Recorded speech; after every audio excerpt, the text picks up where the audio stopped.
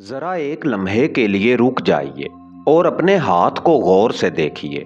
ये हाथ जो आपका है, क्या ये सिर्फ गोश्त और हड्डी का मजमुआ है, या इसके अंदर कोई ऐसी रोशनी भी है जो नजर नहीं आती मगर मौजूद जरूर है। अब जरा सांस लीजिए। ये हवा जो आपके अंदर जा रही है, क्या ये महज ऑक्सीजन है या किसी ऐसे राज की कासिद जिसे सदियों से लफ्जों में कैद नहीं किया जा सका। और फिर अपनी निगाह आसमान की तरफ उठाइए। ये सितारे, ये कहकशाएं, ये फैली हुई खामोश वुसत, क्या ये सब बंधे इत्तेफाक का नतीजा है या किसी एक ऐसे नूर की लड़ी में परोए हुए हैं जो इब्तदा से आखिर तक फैला हुआ है। ये वो सवाल है जो फलसफे ने भी पूछा, साइंस ने भी छेड़ा और इरफान ने जिस पर खामोशी इख्तियार की, क्योंकि बात सच कहे नहीं जाते, पहचाने जाते हैं। कहा जाता है कायनात की हर शय हरकत में है, हर जर्रा इर्तियाश रखता है, हर वजूद किसी मरकज की तरफ माइल है। मगर वो मरकज क्या है? क्या वो मरकज कोई जगह है या कोई हस्ती, या फिर एक ऐसी निस्बत जो नजर ना आने के बावजूद हर शय को थामे हुए है? अगर हम ये मान लें कि कायनात अंधेरे से नहीं रोशनी से बनी है, तो सवाल ये नहीं रहता कि नूर कहाँ है।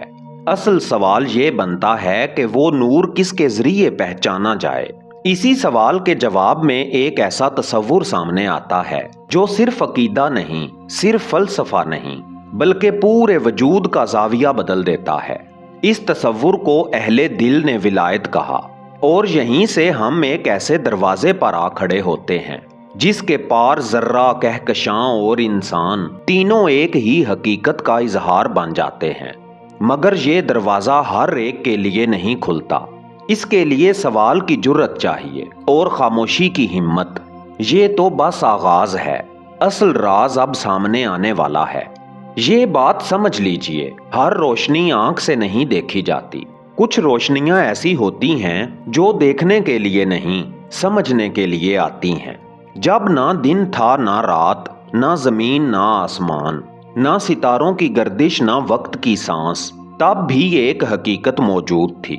ऐसी हकीकत जो पैदा नहीं हुई बल्कि जाहिर हुई।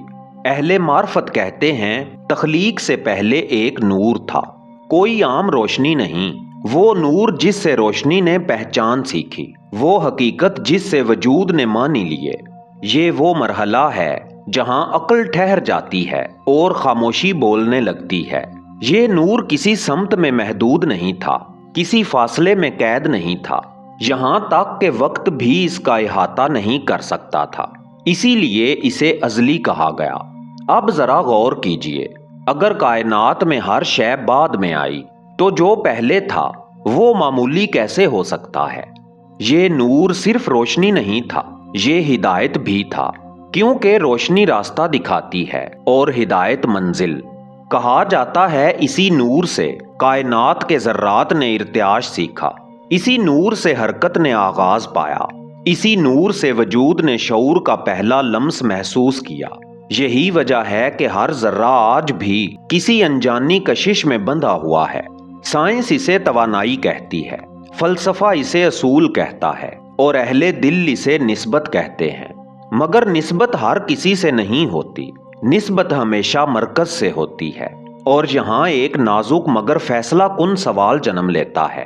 अगर नूर अजल से मौजूद था, तो इस नूर की पहचान किसके जरिए हुई? क्योंकि नूर अगरचे हर शय में फैला हुआ है, मगर आईना ना हो तो रोशनी भी खामोश रहती है। यही वो मुकाम है जहां कायनात एक नाम नहीं लेती, मगर एक हकीकत की तरफ इशारा जरूर करती है। एक ऐसी हकीकत जो नूर को जाहिर करे, हिदायत को रास्ता दे और वजूद को मरकज अता करे। यहाँ से बात महज रोशनी की नहीं रहती, यहाँ से बात विलायत की तरफ बढ़ती है। लेकिन ठहरिए, ये राज एकदम नहीं खुलता, क्योंकि जो राज अजल से छुपा हो वो सिर्फ सब्र वालों पर जाहिर होता है। असल दरवाजा अब खुलने वाला है। हर रोशनी को एक आईना दरकार होता है और हर हकीकत को एक मजहर, वरना रोशनी फैली तो रहती है मगर पहचानी नहीं जाती। अब जरा इस नुक्ते पर ठहरिए, अगर नूर अजल से मौजूद था, अगर वो हर जर्रे में सरायत किए हुए है, اگر وہ کائنات کی رگوں میں دوڑ رہا ہے تو سوال یہ نہیں کہ نور کہاں ہے، اصل سوال یہ ہے کہ نور کس کے ذریعے ظاہر ہوا، کیونکہ تاریخ گواہ ہے کہ ہر دور میں لوگوں نے روشنی دیکھی مگر مرکز نہ پہچان سکے۔ یہاں ایک اصول سامنے آتا ہے جو فطرت سے لے کر روح تک ایک سا ہے، ہر نظام مرکز کے بغیر بکھر جاتا ہے، کہکشاں ہو یا ایٹم، دل ہو یا کائنات، مرکز کے بغیر سب کچھ شور بن جاتا ہے۔ تو پھر اس نور کا مرکز کیا تھا؟ اہل معرفت کہتے ہیں وہ مرکز کوئی جگہ نہیں تھی، کوئی سمت نہیں تھی، بلکہ ایک ایسی ہستی تھی جس میں نور نے خود کو پہچانا۔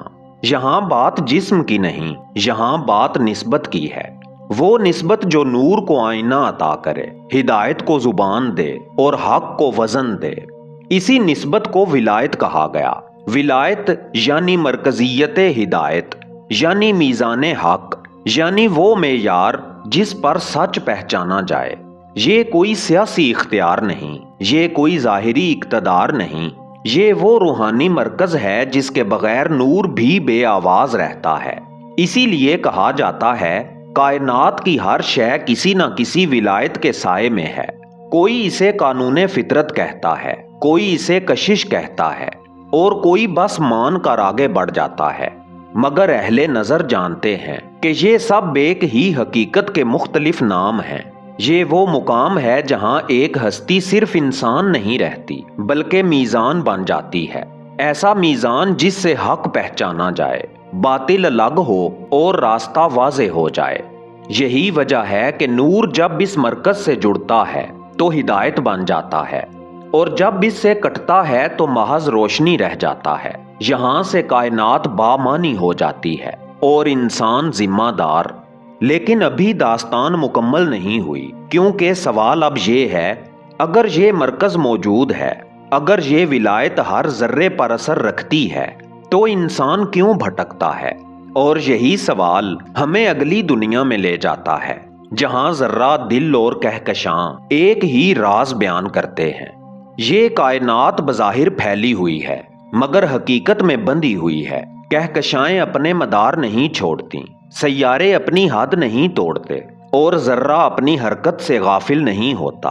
سوال یہ ہے آخر کون سا قانون ہے جو اتنی وسعت میں بھی نظم قائم رکھے ہوئے ہے؟ سائنس کہتی ہے ہر ذرہ توانائی ہے، ہر توانائی ارتعاش ہے، اور ہر ارتعاش کسی مرکز سے جڑا ہوا ہے۔ عرفان کہتا ہے ہر دل میں ایک کھنچاؤ ہے، ہر روح میں ایک تڑپ ہے، اور ہر انسان کسی نہ کسی نسبت کی تلاش میں ہے۔